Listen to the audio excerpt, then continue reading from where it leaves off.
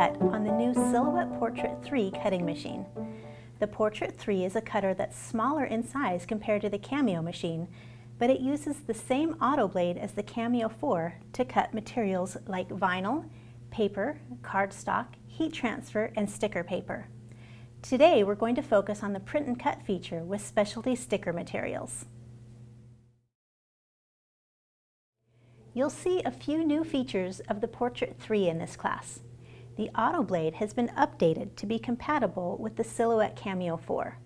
You can use the same Autoblade in either the Portrait 3 or the Cameo 4. The tool style has a flat back and has an automatic tool detection feature. The software knows which tool you have inserted in the machine.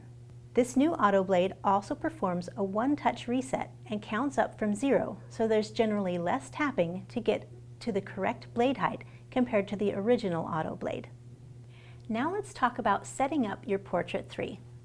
If you haven't already done so, unbox your Portrait and remove all packing material and tape. You should have a USB cable, power cables, a cutting mat, an Autoblade, and a cleaning tool. You might also have an adapter for Silhouette sketch pens. If you're not familiar with this adapter, simply insert a sketch pen with the black body style into one side so the lip rests within the groove. Then snap it shut. This converts the sketch pen into the correct body style with the flat back and automatic tool detection system. Next, visit silhouetteamerica.com/setup. Sign in to your existing account or create a new account.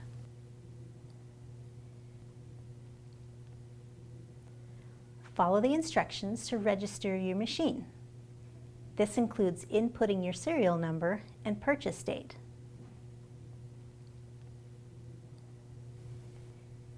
It will run you through the machine setup step by step. This includes the order in which you should plug in and connect your Portrait to power and to your computer.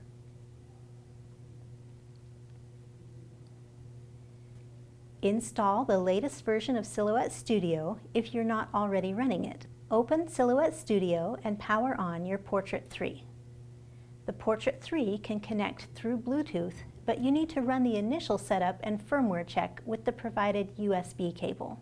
Make sure your machine is recognized by going to the Send tab and choosing your machine. It will show Ready status when connected. If you do need to update your firmware, it will tell you with a message in this same area. Make sure you are connected by USB cable when you run the firmware update. Once you've registered your machine, your Portrait 3 will add the free designs to your library in the Free with Machine folder.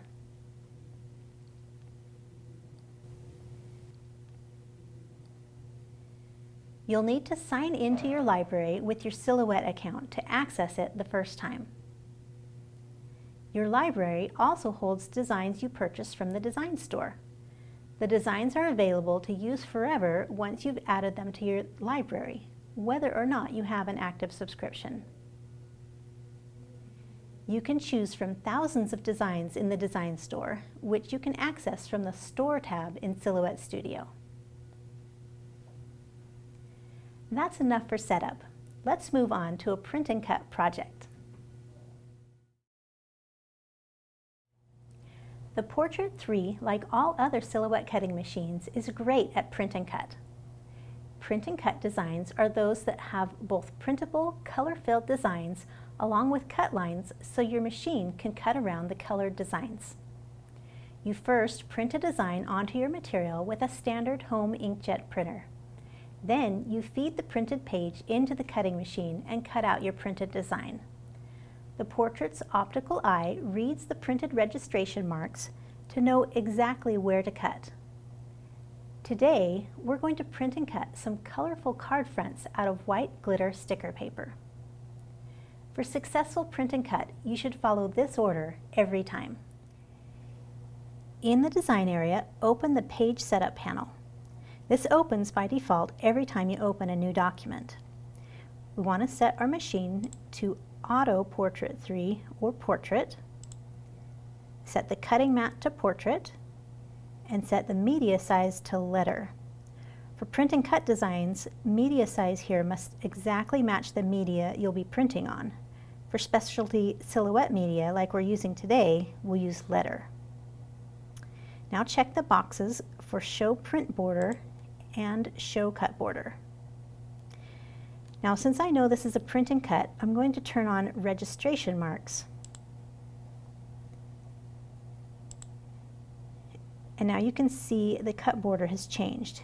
You need to stay within the red cut border and keep the design out of the hash mark area. You can adjust your registration marks, but you have the best success if you use the default marks. So those are the essential steps with print and cut, and now we just need a design that has color in it. So we'll open the Library tab to open our design.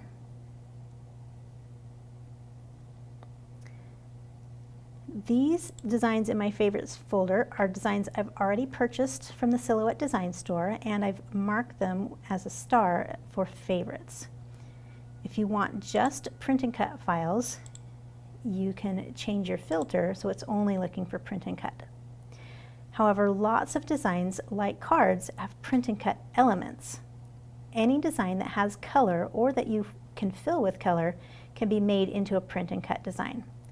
So I'll set the filter back to select all, and let's look at the details of this Matchbox drawer card.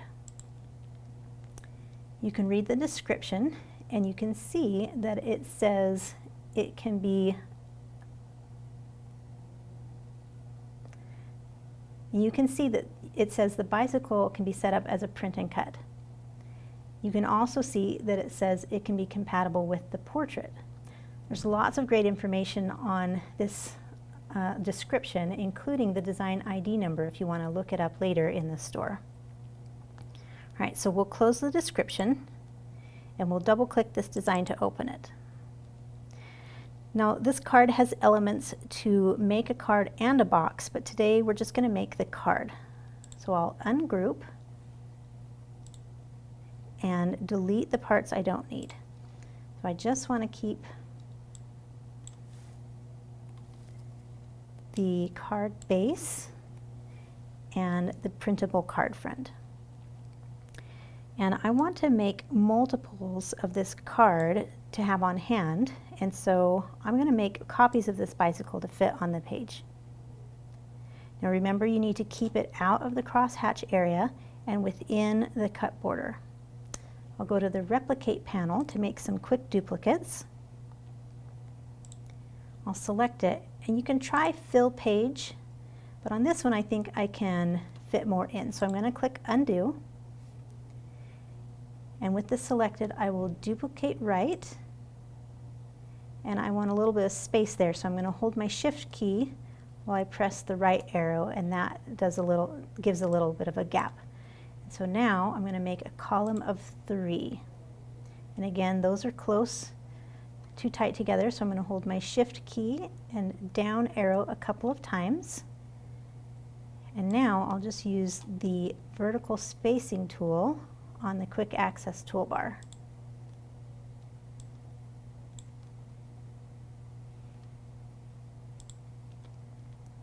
And that gives me enough space, and I can verify that everything is within the cut lines and it's not touching the crosshatch area. So this could be ready to print and then cut. But before that, I want to show some alterations we can do on a design like this that's better for glitter sticker paper. So I'm going to copy this first rectangle, use Control or Command C. I'm going to open a new document and press Control or Command V to paste. So since I'm on a new page, I want to go through the print and cut order again. Make sure that I have everything set up in the right order so it reads successfully. So my machine is portrait, my cutting mat is portrait, my media size is letter, and I'll turn on the registration marks again. I'm going to zoom into this design, and I want to add a sentiment to this. So I'm going to use my text tool. Click on it on the left, click down on the page, and just type "thank you." And now in the text style panel, I want to choose a font for this.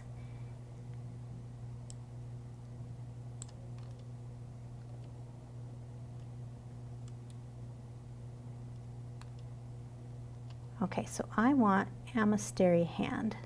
I'm going to click off of that to deselect it, click it once.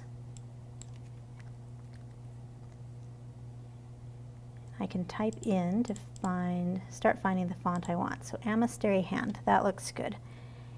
And I need to resize this, shrink a corner handle to make it about 1 1/4 inches wide. And I'll position this, oops, undo. I want to move just the text. I'm going to position that so it is within the cut border of my bicycle rectangle. So now I need to fill this text with color. Right now it's just a cut line, and by default cut lines do not print, and so I want to add a color. So I'm going to just go to the quick access toolbar, fill colors, and I'm just going to use the eyedropper to make that text the same color as my basket. All right, so if I wanted to duplicate a bunch of these right now, I would group this and make a bunch of duplicates. However, I want to adjust a few more elements. So not all print and cut designs work this way, but this particular design, we can ungroup and recolor the bike.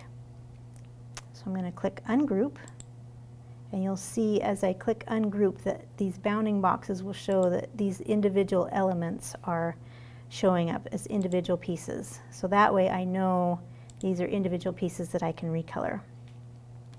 All right, so I'll take the wheels, click on one, and hold my shift button while I click on another so they're selected at the same time. This time I'm going to open the color panel because I'm going to use it several times, the fill color panel. So I want a darker gray for these wheels. And the flowers, I want to change this red, ungroup one more time. So I've just got this red flower, and I'm going to change it to a lighter pink.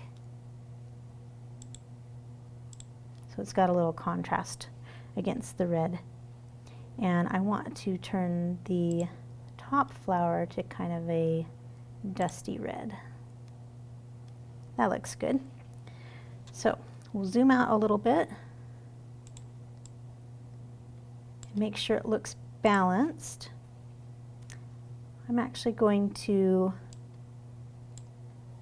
move the border a little bit so I've got a similar amount of white space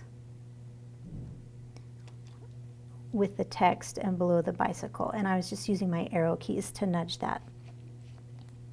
So I am satisfied with this. I'll go ahead and select it all and group. And now I can do that same process before where I've just made a bunch of duplicates. So I'll open my replicate panel, make one to the side, shift an arrow to create a space, column of 3, with the bottom one selected, shift an arrow a couple times to create a space, use my vertical alignment tools again, vertical spacing,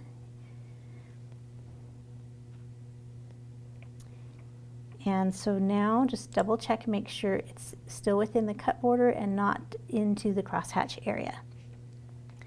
So we could print this right now or after the cut preview. So we look at the cut preview in the Send tab.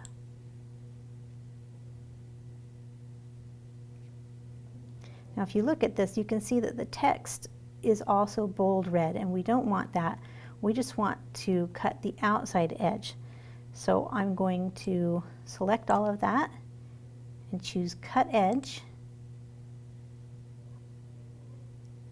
And that means the designs that are overlapping, it's going to ignore anything inside the bounds and only cut the outer edge. So that's perfect. That's what I want.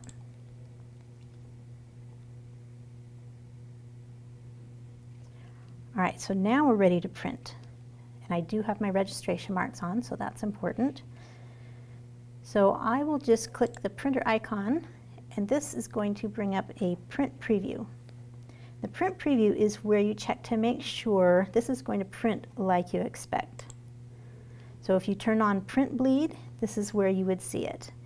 If you accidentally had cut lines visible that you didn't want, this is where you would see it. Also, if you had a wrong page orientation, you would see it here in this print preview. So it's a really nice feature. You can see that those hash marks that we're showing in the design page, they won't print. Those are only for reference, so you know to keep your design out of it as you're designing. And this print border here is just for reference. You know what won't print outside of that border. And your cut lines are supposed to be invisible, which they are, so that's great. Now if we click print, it's going to bring up our printer options. So we will just choose the printer we want and click either preferences or advanced options, whatever comes up, and then you're able to change things like if you want to use a rear paper feed or change your quality to higher quality standard settings. That's all good. You would do it here. So click OK, and then I can go ahead and print and send it to my machine. Next, we'll choose our material in the software and make a test cut. If you already know your settings work, you can skip the test cut. The built-in test cut will make a cut in the upper left corner of your page, but this is an area we don't want to cut into with Print and Cut.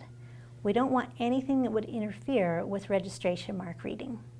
We'll insert the Autoblade first so the tool can be detected, and all the standard materials for that tool will be available in the Software Send panel. The flat side goes toward the back. Press it all the way down and lock this so the grooves are caught.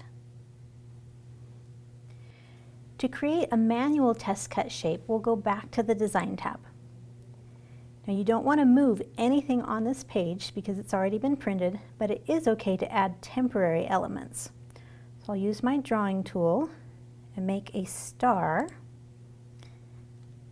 I'll just draw it about a ½ inch wide. And I'm going to place it along the lower border of this page. It still has to be within the cut border, but I don't want it to interfere with the design. Now we'll go to the Send tab. And if there is a default material, you want to use that to start with. But in this case, I haven't used this one before, so I'm going to do a test cut. So I'll choose my material. We can start with the sticker paper glitter. And the action should be cut, and the tool is, you can see it's detecting that Autoblade in there. All right, so I need to turn off the cut lines for these extra shapes. We don't want to cut these yet. I only want the star to cut. So this is what I'm going to send as my manual test cut. So I'm going to place the glitter paper onto the mat. I'm looking for, since this is letter size paper, I'm looking for these little guidelines for where to place the paper.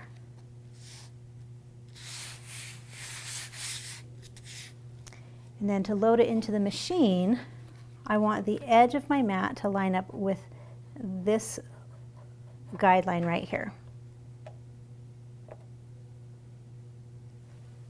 So when those are evenly up against the rollers with the guideline, I'll just press the load button.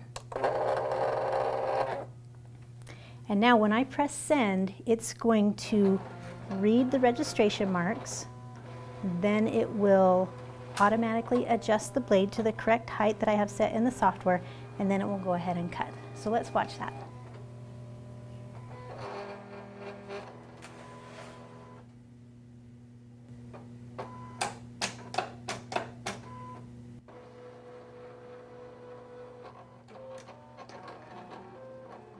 Alright, so we're looking for that star cut out, and I can tell it's so shallow that it is not anywhere close to being deep enough. So we'll go ahead and make a new star in the software with deeper settings and test it again.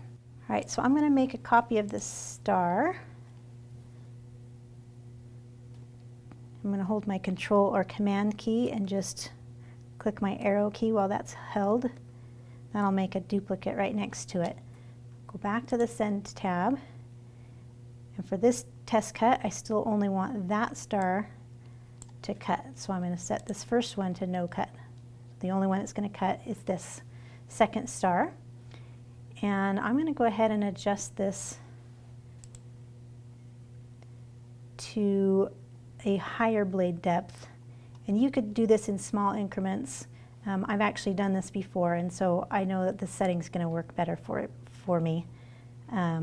So that star's ready to go, and I will load it and test that one again. There it is.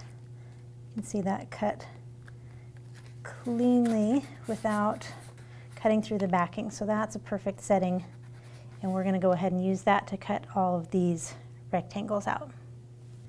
Okay, so we know the settings are good, so I'm going to make sure that those stars are set to no cut.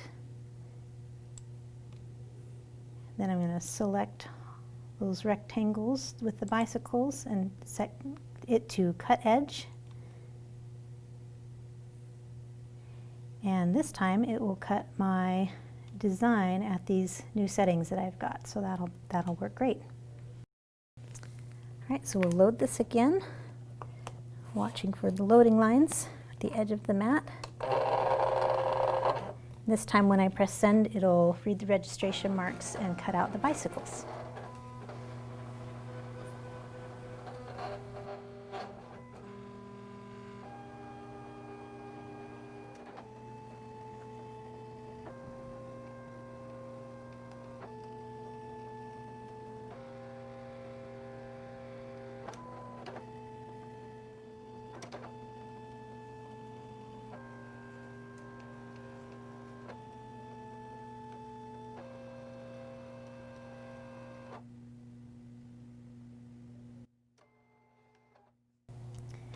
So now we'll go ahead and cut the card base out of regular colored cardstock.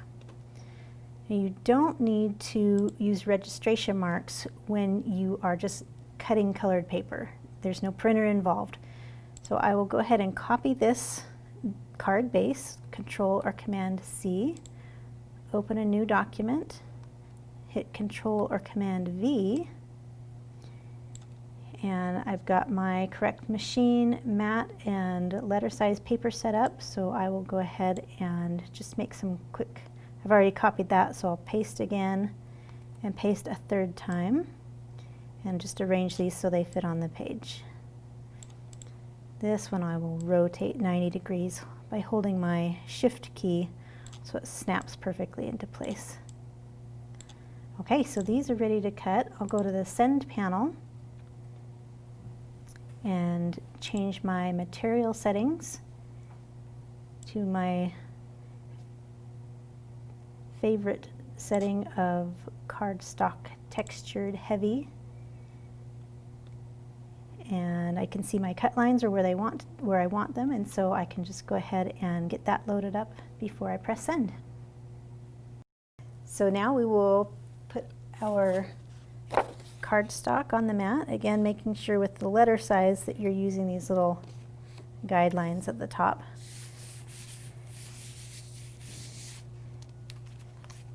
Load that again.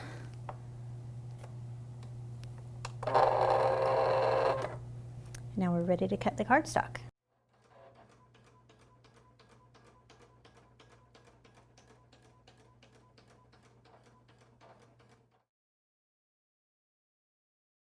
so I'm just going to take my card base.